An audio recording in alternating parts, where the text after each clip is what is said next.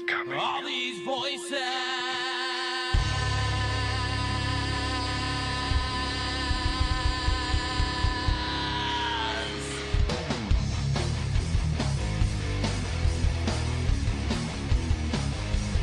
All these voices.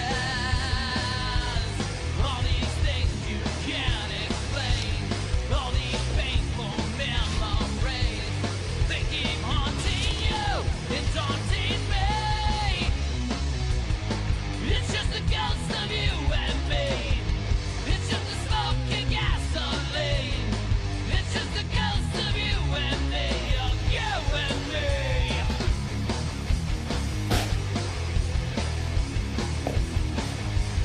All these whispers. My name is James Hershey. Right back. All these shadows in my mind. With my reflection I can't find. It's just the ghost of you and me. It's just the smoke and gasoline.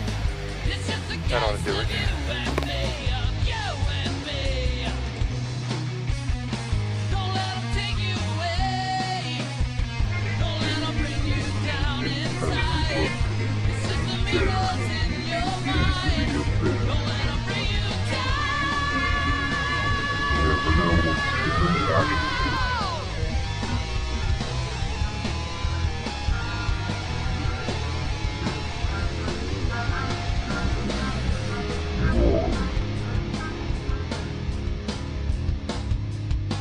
Hello, everyone, and welcome to another episode of Staring into the Abyss. I am your host, horror author James Hershey Jr., and with me, as always, my co-host, old boy James Ash. How you doing, brother? I'm doing pretty good. How's everybody tonight? Tonight's show is going to be fun because it is on one of my favorite all-time creatures, and that is dragons. Now, right off the bat, in the beginning of this show, I want to say that there is absolutely no possible way that we can cover every single aspect of dragons in a 1 hour show.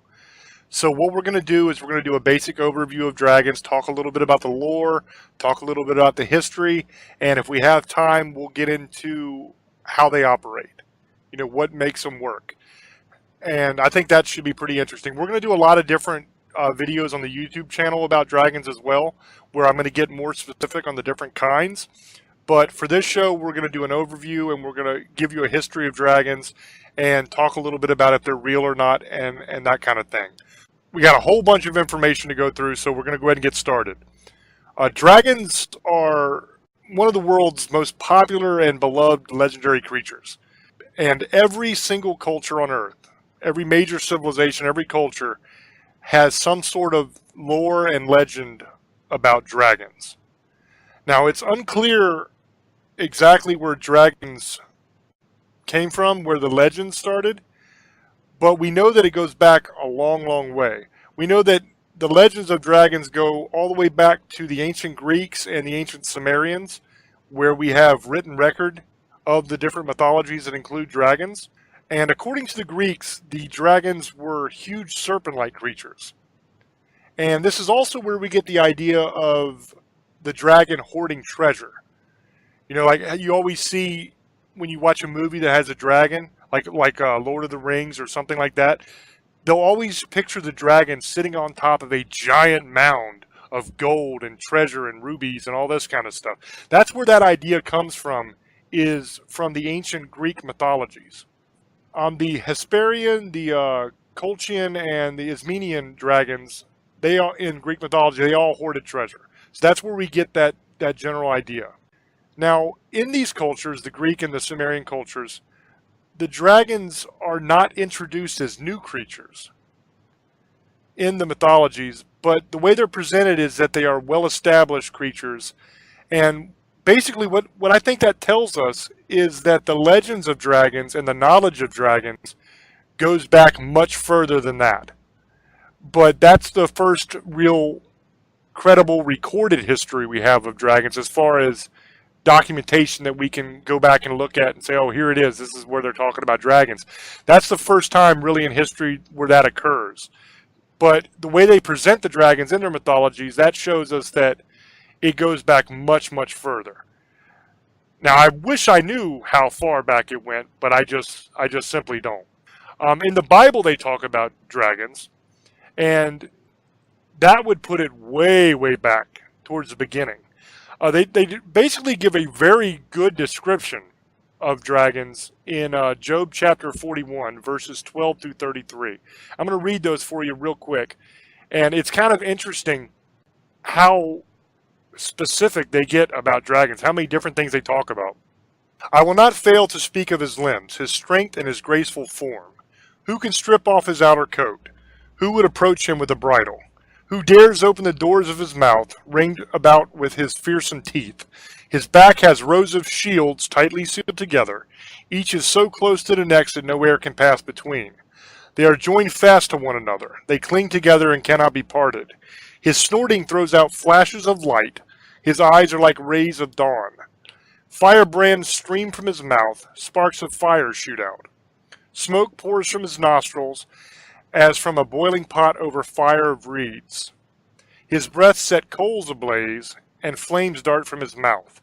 Strength resides in his neck. Dismay goes before him. The folds of his flesh are tightly joined. They are firm and immovable. His chest is hard as rock, hard as lower millstone. When he rises up, the mighty are terrified. They retreat before his thrashing. The sword that reaches him has no effect, nor does the spear or the dart or the javelin. Iron he treats like straw, and bronze like rotting wood. Arrows do not make him flee. Sling stones are like shaft to him. A club seems to him but a piece of straw. He laughs at the rattling of the lance. His undersides are jagged potsherds, leaving a trail in the mud like a threshing sledge.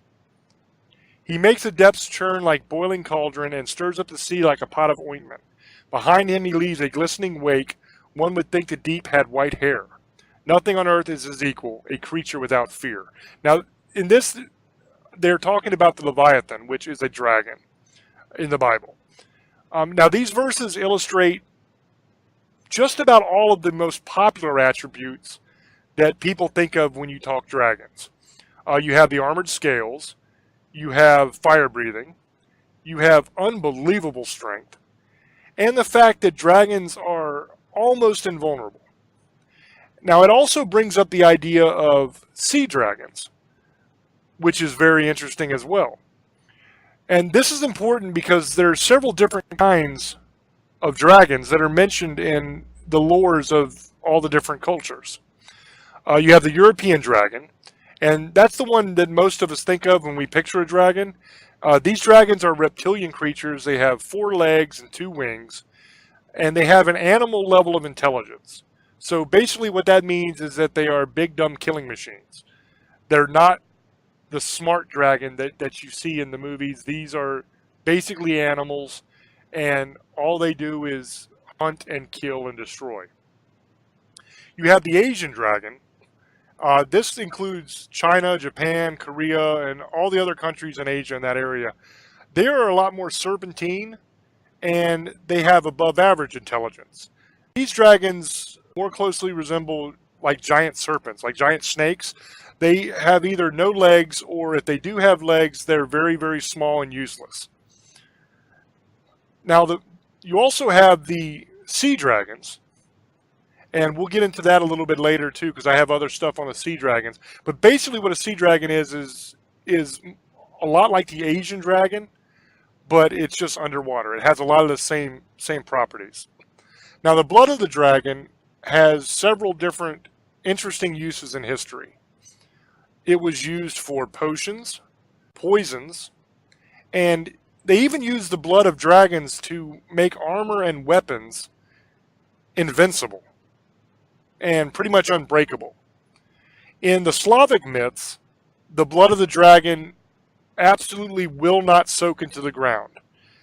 And the reason for this is because they say that the blood of the dragon is so vile that the earth simply will not accept it.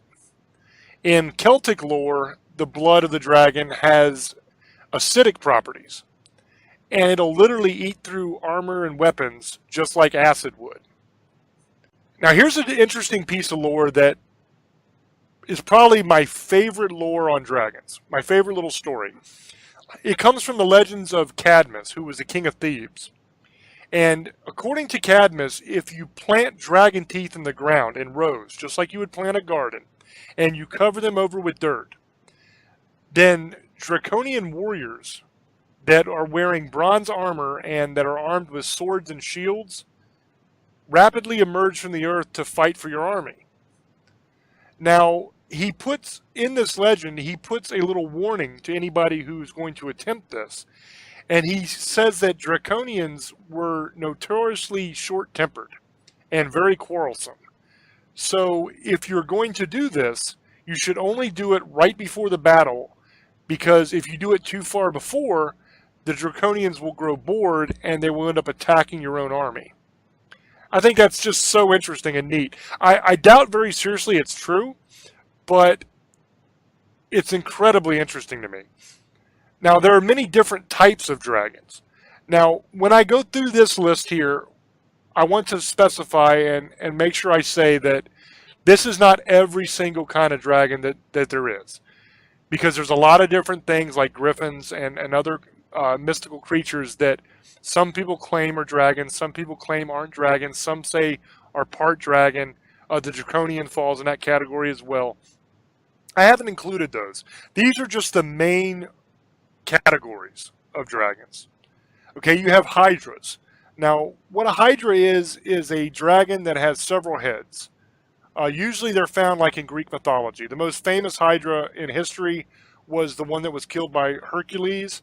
And if you remember correctly, he would cut off a head and it would regenerate. So it had the power to regenerate its heads when they got cut off.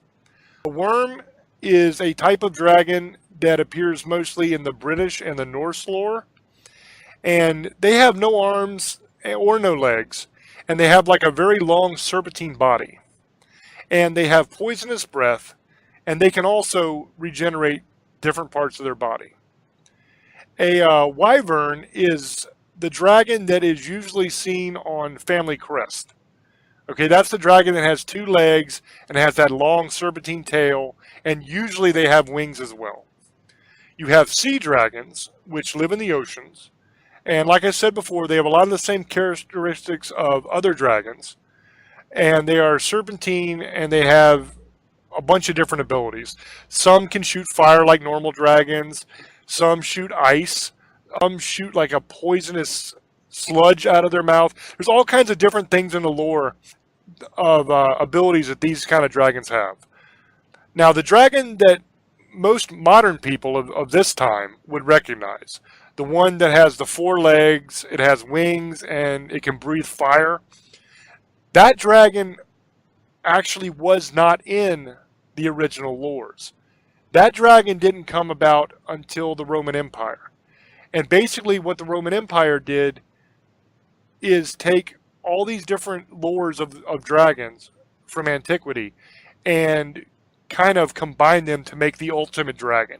So the dragon that we think of today is really an invention of the Roman Empire, where they made like an all-star dragon. You know, like they took a property from this dragon, a property from that dragon, and they put them all together to make the ultimate dragon.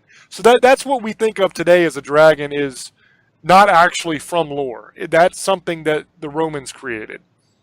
Now, the Asian dragons that I spoke about earlier, they're a lot different than all of the rest of the dragons in lore. Now, all the other dragons are pretty much bad news. Okay, these things are going to kill you. They're going to eat you. They're going to hoard treasure. They're going to be a menace. And they're the ones that you always hear of, knights fighting and all that kind of stuff in a lot of the old legends. The Asian dragons are a lot more benevolent. They're almost friendly in some cases. And they're tied in with creation and with the continuation of the world. So they're responsible for helping to create the planet and to make sure that it keeps on going and doesn't get destroyed. They can control water, and they are also linked with the powers of light, with heaven, and with the yang. So those are the main categories of dragons. Now, here in a little bit, we are going to try to decide whether we believe that dragons are real or not real, and if they were real, how could they do some of the things that they're most famous for? And that's going to be pretty fun. But before we do that, I want to throw over to Old Boy and give him a chance to talk about dragons a little bit, and we'll go back and forth a little, and then we'll get to the other things. So, Old Boy, go ahead and take it away, brother. Yeah, thank you, brother. This is one of my favorite topics, just like yours. I've always loved this. I've always loved dragons since I was a little kid. I've always liked the stories and the lore about it. You know, King Arthur and all that too. We won't get into that, but I've always liked the different kind of creatures too. This is one of my favorite. There's I've read about, and there's a lot of different species of dragons. Like he said, I'm not going to get into it. Like the ice dragon, the fire dragon, the green dragon, the blue dragon, the bronze dragon, and a lot of the lore from England and the Nordic is like Vikings. Is dragons are very greedy and they also like gold, and they're fat and they always are on the top of a big pile of treasure. But actually they're not stupid as people think they are, and there's some that actually were and some that weren't. They were very smart creatures to what I read. They could blow fire, ice. They could fly, and their wings could, their wings are so massive. It's like a hurricane. It would blow everything away. They also had giant claws or talons, you would call them. They were like swords, so they could tear anything. Just always been one of my favorite stories, and what I think they're real. I've always thought they were. I don't think they're exactly what they say they are, like they are in the movies and how Hollywood has portrayed them. I think they have exaggerated everything, like they always like Game of Thrones. I don't know if you guys have watched it, but the dragons there now they turn into, like, if they get killed, they turn into ice zombie dragons. See that? If you guys haven't catch that, they turn into like the zombie dragons that blow ice. It's then turn you into ice if they hit you. But I've always been like in love with them. I don't know. I actually want one, but I mean, it's never going to happen. But yeah, there's different kinds. Like you said, the Chinese dragon's more like a serpent. They're really weird looking. How it just looks like a snake, and they have like some of them don't even have back tail like legs. They have front claws, but they look like a snake, and like a python, and they're just really skinny looking, just really different looking creatures. I've always thought they were cool too, the Chinese and Japanese lore of them. And like he was saying earlier, there's really no timetable when they came. There's always been like they either came from Europe first or they came from even past the Greeks and some Sumerian. That dragons have been around even in China for 5,000-10,000 of years. They've been talking about them. I believe even in the Bible they talk about him, the Leviathan, like he was talking about it.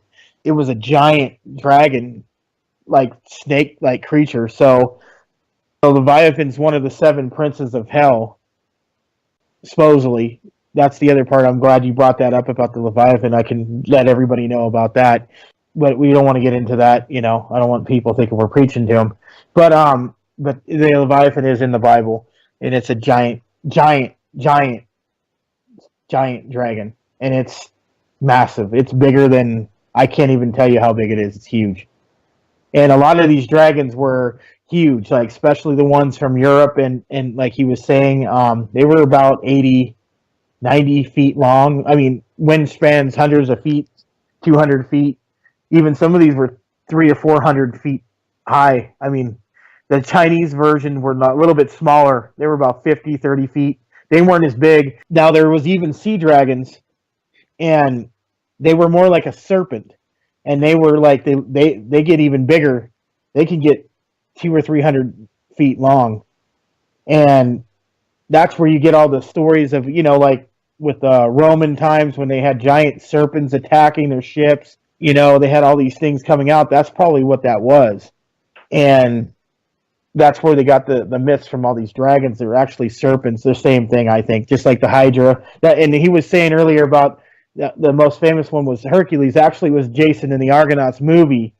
They fought the Hydra for the Golden Fleece, and they got the fleece. But then the guy who got the Hydra turned in the teeth, got the teeth out of the Hydra, and made the soldiers come from the ground. They were actually skeleton. But I've read what he was talking about with the other thing you can use.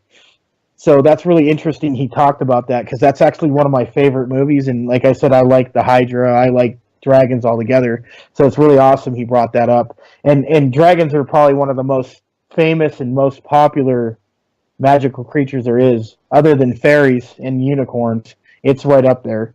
So that's all I got to say about that, brother. Yeah, the Jason and the Argonauts Hydra is a different Hydra than the Hercules Hydra that I was talking about. That's another great example of Hydra, though, in Greek mythology. The one with Hercules was in the Trials of Hercules, where he had to do all the different labors and stuff. Check that out if you haven't read it, old boy. It's really, really interesting stuff. The sea creatures, that's a very interesting topic as well, because you had these sea dragons that basically were what we would consider now sea monsters. So, what I wonder is when you have all those tales from fishermen and from the pirates and all the different naval people way, way back of sea monsters that would take out boats and do all these terrible things. I wonder if that wasn't the sea dragons. Because I think if dragons were to still exist on Earth today, probably the only place we would actually find them would be in the ocean. I think that's the only place they could still survive because they're so massive that it would be very hard for them not to be found. Especially if they're one of the kinds of dragons that can fly. Because you're not going to have a 100-foot flying dragon flying around and nobody see it. So I think that if they actually still exist, most likely they would be found in the ocean. Now, to the question of are dragons real? Did they ever exist? That's a complicated question because you have a lot of so-called evidence that has turned out to not be evidence. Probably the most famous of this is the whole category of dragon bones. All kinds of places all over the earth have different bones on display that are supposedly dragon bones. Now, some of them we have never been able to examine, so we don't know for sure what they are. So could they be dragon bones? It's possible, but not probable. I would say most likely not. Most likely what they have there is probably some form of dinosaur bone, or maybe even something like a woolly mammoth tusk or something like that. The majority of these dragon skeletons or dragon bones or dragon skulls that people have claimed were dragons, once they were actually tested and looked at by scientists, it was determined that they were actually dinosaur bones. And that's one of the theories of what the origins of the whole dragon legend was. People think that during the Middle Ages and before, people were finding these skeletal remains of the dinosaurs, these fossilized remains. And of course, they didn't know what the hell a dinosaur was back then. So their idea was, okay, this must be a dragon. So that's what people, a lot of the skeptics are saying is the origin of the whole dragon mythos, is that people found dinosaur skeletons and they said, okay, this is proof right here that dragons existed. Now, you did have some of that. There's definitely some cases in history where people have misidentified different dinosaur remains as dragon remains. So as far as dragon bones and dragon skeletons, most likely we do not have any examples of that at all that are credible. The majority of those are things that are either complete hoaxes or misidentified remains of some other creature. Now, that being said, when you have a creature that is in every single culture's mythology and legends, when you have something that is in lore all over the world, in different cultures and different time periods that had no contact with each other, and they all are talking about this same creature, to me that means that there must have been something. Now, do I believe that the dragon that we all think of, the giant flying dragon that breathes fire and can do magic and all that, do I believe that existed? No. I think that is a creation of the Roman Empire, like I was saying earlier. I mean, I know that is a creation of the Roman Empire, but I think that's make believe. But I think that all of these legends and all of this lore has to be based on something. I think at some point in time there was some sort of biological creature that all of this was based on. Now, you have a lot of people that will say that it was based on dinosaurs or it was based on crocodiles, or there's a whole bunch of different theories on what it could be based on. But I think that it's something separate. I think it's something different. I think the closest thing that we would ever see to the dragon that we all think of would be a dinosaur of some sort. I think it was in that classification. I think it was a reptile. It was very, very massive, obviously, because that's what all the legends say. But I think that there was a creature that is lost to time that all of these legends were based on. Now, you might say, well, that's kind of a fantastic thing to say. I mean, how can you believe that, honestly? If you really break down the abilities that a dragon has, it's not that far-fetched, really. It sounds like it is. You know, you have some big creature that is flying around. Okay, well, we have examples of that in history. I mean, the pterodactyl was a dinosaur that flew, and it was big. You had other dinosaurs that were large that could fly as well. So it's not necessarily impossible for something that big to fly. It is hard, but there are things that are massive that fly every day. I mean, we have 747s that fly. Now, the way they're able to fly is through combustion. They have engines that are able to generate enough thrust that they can rise up into the air.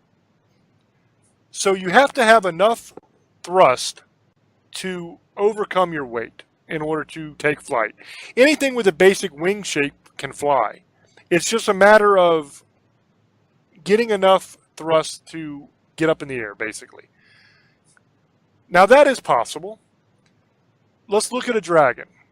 Now, the pterodactyl and other dinosaurs did it because they had hollow bones and they were very, very light.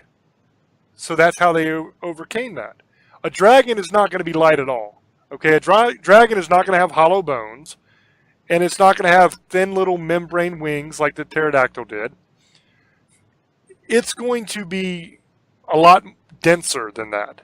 Because if you look at the lore and the legends, dragons have armored scales, they have horns, they have giant claws, and they're big, meaty, massive, bulky creatures. So the idea that it's this tiny little bird-like creature that could fly, okay, we know that's not how it did it. So it has to be a lot like a 747. It has to generate enough thrust to get airborne. So how would a dragon do that? If it is able to breathe fire, then its insides will be hot. So if it has air bladders inside of it, some creatures do, then it could hold air inside of its body, and it could heat that air because the fire coming out of it is extremely hot. So that will heat the inside of the body as well. It could heat that hot air. That's how a hot air balloon works. Is heated air rises, and it will lift the balloon and the basket and the people that are in it.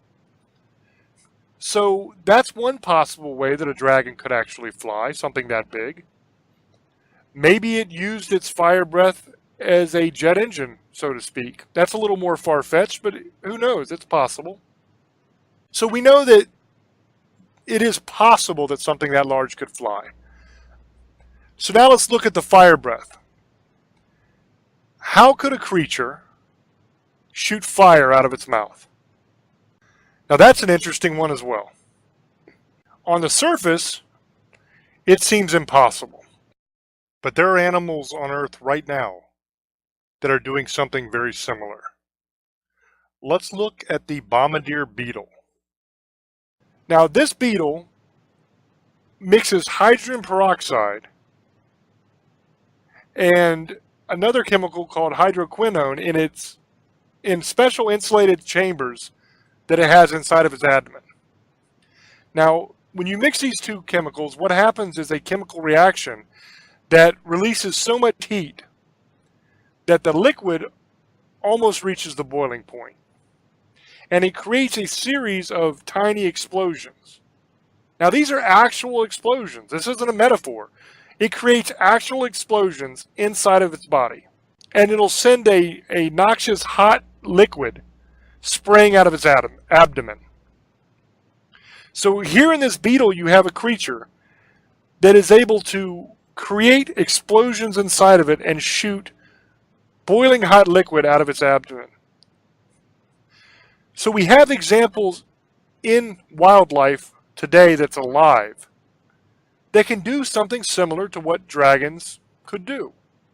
So maybe a dragon shooting fire out of its mouth, maybe it did something like the beetle did. Maybe it had some kind of chemicals inside of its body that it was able to combine in order to produce a hot flammable liquid. Maybe this liquid mixed with the gases that we have inside of us, because even as human beings, we have flammable gas inside of our body right now. Any 9-year-old boy knows this who has a lighter and a little bit of time, because we've all done that funny thing where we light our flatulence on fire. So it is flammable. So we all have methane gas inside of us and other gases inside of our bodies that are flammable, that will catch fire. And a lot of other creatures on Earth do as well. So it's not a question of, is there flammable gas inside of the body of a dragon? Of course there would be, because anytime you have food decomposing, it creates methane. You have methane in garbage dumps where people dump their garbage. Methane gas is produced, and they have to vent it off and burn it in order to not have explosions. So that is a natural occurrence. So any creature that eats is going to have methane gas inside of them.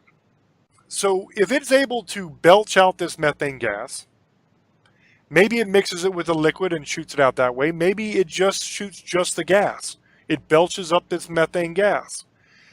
And maybe the dragon swallows rocks. There's several different creatures on Earth that swallow rocks. A lot of them do so to help aid digestion and for other reasons. But maybe the dragon does. And maybe it has a gullet in its neck like a turkey or something does, where it stores these rocks that it swallows. Maybe when this gas is passing up through the throat, it's able to vibrate the rocks in its neck through humming or some other way, and cause those rocks to collide with each other and bang against each other. Now, if those rocks happen to be something like flint or quartz, then banging them together will create sparks. So if you have flammable gas and you have spark, you're going to have flame. So there is a plausible way that a creature such as a dragon could actually shoot fire from its mouth. So you take a claim like that sounds impossible, and when you actually break it down logically and think about it, it's completely doable. Just because there's no creatures right now that we know of that shoot fire out of their mouth does not mean it's impossible. Because it's very probable that it will eventually happen if it hasn't happened already. You have creatures like the spitting cobra that is able to shoot venom out of its mouth. And these things are amazing creatures because they can shoot like 20 yards with accuracy. Hits you right in your eye with their venom from 20 yards away. So we have examples of a creature already that can shoot venom. So the idea of like the dragons that shot acid out of their mouths is not so far-fetched either. Because all of our stomachs are filled with acid. And some creatures, especially reptiles, have a much more corrosive acid level in their stomachs than we do as human beings. That's why they're able to eat just about anything and not get sick. So if you have an animal like a dragon that, say it has the same kind of properties that a spitting cobra does, where it's able to harness the acid in its stomach instead of venom from the venom sacs and shoot that acid out, almost regurgitate it in a way and spray it, then you have a dragon that shoots acid that will corrode things. And maybe even metal like armor and swords and stuff if it's a corrosive enough acid. There are acids on Earth that can eat through steel. So it's possible. So when you look at these things, all of a sudden what was impossible doesn't seem so impossible anymore. And I think that's very interesting. So it's possible that these things could have existed in some form. And I think that they must have. Because when you have lore spreading the entire world in different time periods, different cultures that have never met, they're all talking about the same creature. Now, granted, there's different kinds of the creature, but to me, that even lends more credibility to it. That doesn't disprove it, because if you have a creature, let's take Bigfoot, for example, because that's another creature that may or may not exist. I happen to think it does, but that's another creature that'll fit into this category. You have a lot of different kinds of Bigfoot as well, depending on where it is. Its environment will dictate what kind of creature it is, what adaptations, and how it evolves. So it makes sense to me that dragons would be different in different areas of the world. That just, to me, makes perfect sense. That doesn't disqualify this. It actually makes it more likely in my mind. So I think that there was something. What exactly it was, unfortunately, there's no real way to know. But I think that there was some kind of creature that all these were based on. So I'm going to say, as far as dragons being real, I'm going to say probable. I'm not saying definite, and I'm not just saying plausible. I think it's probable that they existed at some point in time. But I don't know what form they took. What do you think, old boy? I think they possibly existed, and they probably did. And I think there was all kinds of different species of them. There wasn't just one. And if you think about it, there's so many different species of dinosaur. So why wouldn't there be different species of dragon? And you got to remember, there was a dinosaur. It shot acid out of its stomach. That they just found that out when it killed its victims. And there's the horny toad squirts blood out of its eyes, and there's that one lizard. It runs, and it could shoot like venom in your eyes and blind you. And the cobra, like you said, it could shoot venom from 20 yards. I've heard of that. And why couldn't a dragon do that? I mean, it wouldn't be impossible. If you're right, if they can get the sacs in its stomach, or you're right, it could have rocks and it could light the methane gas and it can make a fire. I don't know about the whole ice thing and it shooting out sludge and stuff like that. That might be a possibility too. It shot something like the Komodo dragon. If it bites you, has all these bacteria and it kills you like right away. And if it bites its victim, it dies. So maybe it wasn't fire. Maybe it was like this acid, their stomach acid coming up. If you get sick, you eat something with a lot of acid in it, you get that acid flare. It comes up and squirts out of your mouth, and it burns real bad. It could have been something like that, like an acid, kind of like stomach acid, but it just burned your skin right off. And there's dinosaurs that supposedly could do that. So I believe they probably existed. I'm going to say even higher than James's. I think they did exist. People are going to think I'm crazy. Oh yeah, you watch too many TV and movies. No, it's okay. Look, dinosaurs existed, and like he was saying, in China, they still use dinosaur bones. They call them dragon bones, but they're really dinosaur bones. Like he was saying, they thought that's what it was. That it was dragon bones, but it's really dinosaur bones. And I believe there was something similar to what we see now as what a dragon is. Because remember, every story has some kind of truth to it. Yes, it's been exaggerated. They probably didn't sit on gold and they didn't talk, but they probably were smart and they probably did things that we can't even fathom. Their blood was supposedly, poison, and it wouldn't soak through the earth like James was saying. And some said there was different kind of dragons that actually weren't always bad, and their blood actually healed people, what I've read. And the Chinese thought they were sacred creatures, and some dragons were evil. So not all dragons were supposedly bad. So let's get that. But my personal opinion is I think dragons probably existed or something that was a form of a dragon that existed and it got exaggerated. That's my opinion. One quick note on the Komodo dragon. It was believed for generation after generation that the bite of the Komodo dragon was so toxic that it would kill you within a day or two of being bit. We have learned that that was not true. That is not scientifically true. They did testing, I think it was like 13 years ago. They did testing on Komodo dragons. They went to an island where there was a whole bunch of Komodo dragons. The name of the island escapes my mind at the moment. But they went there and they spent a lot of time there studying the Komodo dragons, and they actually got samples of their saliva and different things from their mouth, and they tested it. And they found that it does not contain any more bacteria than the average carnivore. So what that means is that the whole idea of the Komodo dragon biting you and then you dying in a couple days from that bite being like toxic is something that turns out not to be true.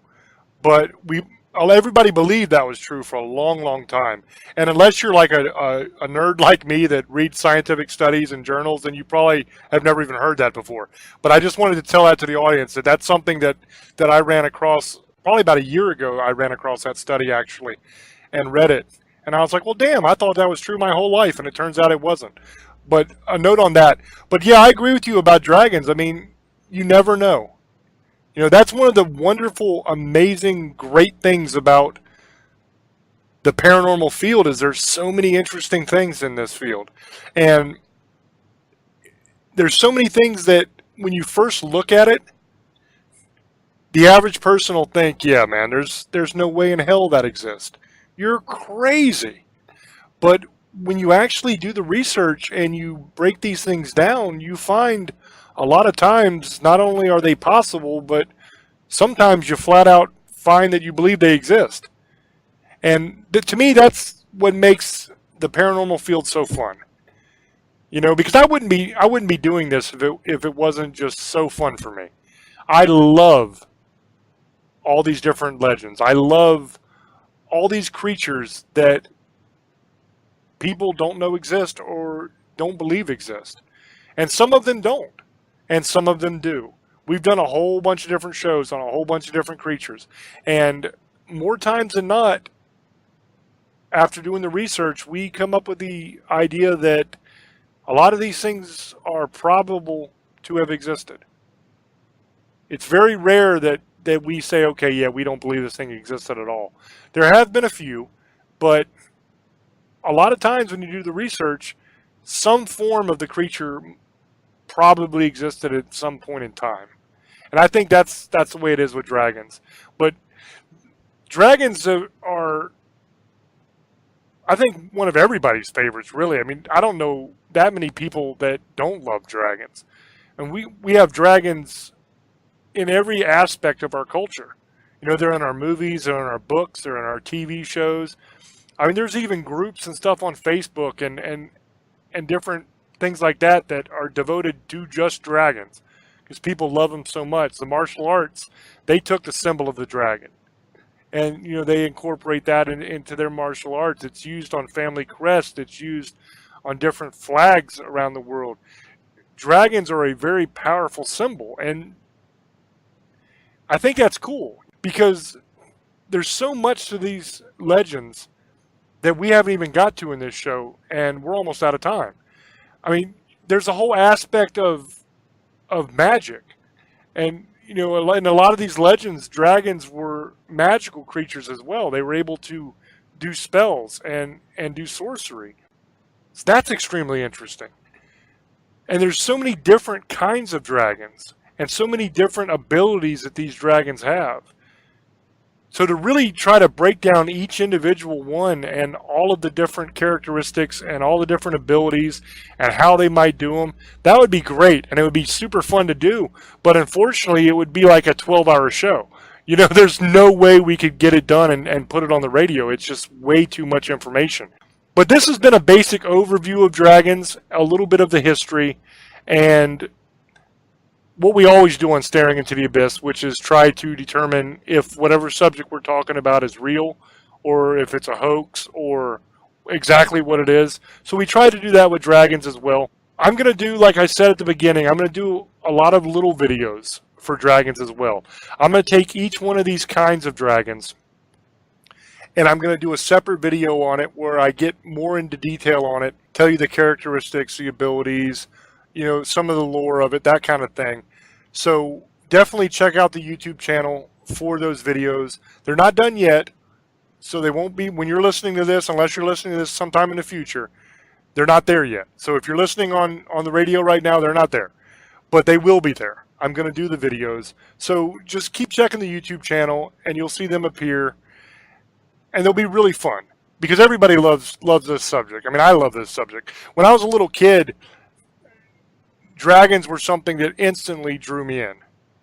The different legends and seeing them in movies, and then I was a big fan of all the different lores and mythologies when I was young. I used to read Greek mythology and Roman mythology and Norse mythology and the Celtics. I used to read all this stuff when I was a kid, and I just loved it. Loved it. I loved all these creatures. And dragons, to me, have always been one of these noble, majestic creatures. There's a lot of these creatures we do that are just downright scary. I mean, they'll just scare the pants off you. But dragons, I guess they should be scary because they're gigantic and they could kill you. But to me, I've never been afraid of a dragon, When I see a dragon on a movie or read about a dragon, I'm not filled with dread or fear. I'm filled with wonder. I think they're so amazing and such majestic creatures. I wish that they existed today. Although if they did exist today, it would probably be a big headache and we'd have to kill them all because they would probably destroy civilization most likely. But it would just be a beautiful thing to see, I guess, before you die. But that's been Dragons. I hope you guys enjoyed it. I'm going to throw over to Old Boy and let him do his shout-outs and all that kind of stuff, and then we'll do a wrap-up. So, Old Boy, go ahead, brother. Yeah, thank you, brother. And I want to say I really enjoyed doing this episode. Like I said, I'm a big fan of dragons. I love them. I always wish I could see one before I die. Probably won't, but they're just awesome creatures if they actually existed. Magical, but I would love to see one. But yeah, I want to give a shout out to everybody. Our subscribers, we got over 800 subscribers now on YouTube. If you guys want to check out that, always go to James Hershey Jr.'s YouTube page and subscribe, and you can listen to all our old episodes from Staring into the Abyss. I want to give a shout out to Wet Movie One. He's a really cool guy. He follows our show. I want to give another shout out to just all our fans, and thank you very much. And yeah, we'll try to do some more stuff about dragons, little bits, so you guys can check it out. And I really enjoyed that. So you guys have a great night, Misfits, Sugar Ladies, and Demon Hunters. I love you. A lot of times when we do these shows, we are talking about some obscure creature that most people probably have never heard of. That was the case when we did the show about the Kappa. Now, for those that don't know, a Kappa is a legendary creature from Japan that lives in the lakes and rivers and waterways, and it will come up and snatch you and take you down and kill you. It has a interesting bowl on its head. It's not a bowl on top of its head, but it's the top of its head is indented in the shape of a bowl. And in that bowl, it holds water. And as long as the water is in that bowl, it can survive. But if it's not in that bowl anymore, the creature will die. That's one of the ways to kill it. There's other ways. If you want to know, I did a lore video on the Kappa, and we have a show on the Kappa. You feel free to listen. But the point is, that creature, almost nobody has ever heard of. But with dragons, everybody knows what a dragon is. And dragons are way more than just some make-believe legendary creature. Let's assume for a second that we are completely wrong, and dragons do not exist at all in reality. There was never a biological creature that you would call a dragon that walked the earth. Let's pretend for a minute that that is the case. And for some of you listening, that is the case in your minds. You don't believe dragons existed at all, and that's okay. We don't always have to agree on everything. That's totally fine. But for a second, let's imagine that that is the truth. Even if dragons never did exist on Earth, they still exist in the hearts and the minds of people all over the planet. And when I say that, it is not a cop-out. Okay, I want you to understand, I'm not trying to say, well, they might not have existed biologically, but they do exist in people's mind, therefore they still exist. That's not what I'm saying at all. The point I'm making is that this is not just a normal, run-of-the-mill, everyday creature that we're talking about here. The dragon has such deep meaning, and in some cases, like in the Asian countries, a spiritual meaning to people. In the Asian culture, Chinese and the Japanese and Koreans and other countries over there, dragons were involved with the creation of the world. As Christians, we believe that God created the earth. We believe that Jesus Christ was his son, came down to earth as a man, died for our sins, and we hold that belief very dear in our hearts, and it's sacred to us. The dragon is sacred in its own way to the Asian people. And when I say the Asian people, I mean all those people in that area that hold the dragon in that spiritual light. I don't mean any particular race of people or country of people. Now, the reason I bring this up is because I hope that we have done justice to the dragon in this show. There is almost no way possible that we could cover every little aspect of the dragon. There is a whole bunch of information that we did not get to in this show. I tried to set this show up to be as interesting as I could make it, but also to give you a pretty good general overview of the mythology of dragons and a little bit of scientific fact mixed in and some speculation on how the dragon might operate. I thought that would be an interesting way to approach this. So I hope that you guys have enjoyed the show, and I hope that if you're one of those people that consider dragons a spiritual being that helped create the earth and they are almost sacred to you, I hope that we did not in some way disrespect your beliefs or something like that, because I have absolutely no intention of belittling anybody's faith or what they believe. You are free to believe anything you want. I say all the time on this show that it's up to you guys, the audience, to make up your own minds. We will give you as much information as we can, and we will absolutely tell you what we think and what we believe to be true. But we are human, therefore we are fallible, so we are not going to be right 100% of the time. And as always, it is completely and totally up to you to decide for yourself what you believe to be true. I think that it is a very interesting and fun exercise to discuss these topics and to try to answer some of these questions that have been bugging people since the beginning of time. For me, that kind of challenge and that kind of intellectual pursuit is worthwhile. As I said earlier in the show, I absolutely love dragons. I think that they are a very special creature, whether they're fictional or whether they're real. I believe that there's a reason why they hold such a huge place in people's hearts, because they are noble, they are majestic, they are amazing. But I think that's why people love them so much. And that's why I love them so much. So I hope you guys found this show entertaining. I hope that you learned something, because that's one of the goals that we have on this show, is to try to educate, to try to entertain, and to try to answer some questions if possible. And I think that we accomplish that most times. If you guys want to check out the video on the Kappa, or if you want to watch all the little videos that I make on dragons, because like I said earlier, I'm going to be doing a bunch of little side videos that'll be on the YouTube channel that will go along with the show to get to some of the information that we couldn't get to during this hour. The web address of the channel is youtube.com/James Hershey Jr. The Jr. is just JR. On that channel, you will find all of the old Staring Into the Abyss shows, and you'll also find a bunch of interesting little side videos. Like we did a show on haunted dolls, and I did a bunch of videos for that, of the different haunted dolls and the different stories behind them. So please check out that channel. It's 100% free for you guys. I hope you love it. I hope you get some entertainment value out of it. I work very hard, put in a lot of hours to try to make that as good as possible. Also, I'd like to ask you guys to please check out my novels. I am a horror author. That's what I do for a living. I write scary books. I wrote the I Am Legion series. It's I Am Legion, The Surrogate of Souls, and The Rise of the Revenant. Those are the 3 books in a trilogy. And I also have a novel called Call the Wind Spirits.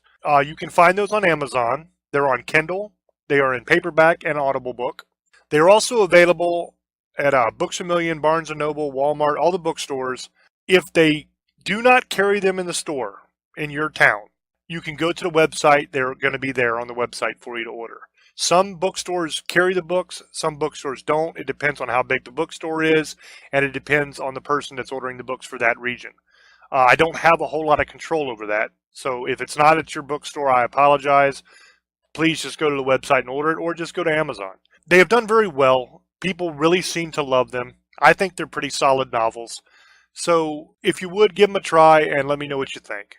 We greatly appreciate all the support you guys give us and all the encouragement and all the love. And I just wanted to make sure I said that before we go. Thank you guys so much for everything. And until we speak again, love many, trust few, and do harm to none. We love you. Bye-bye.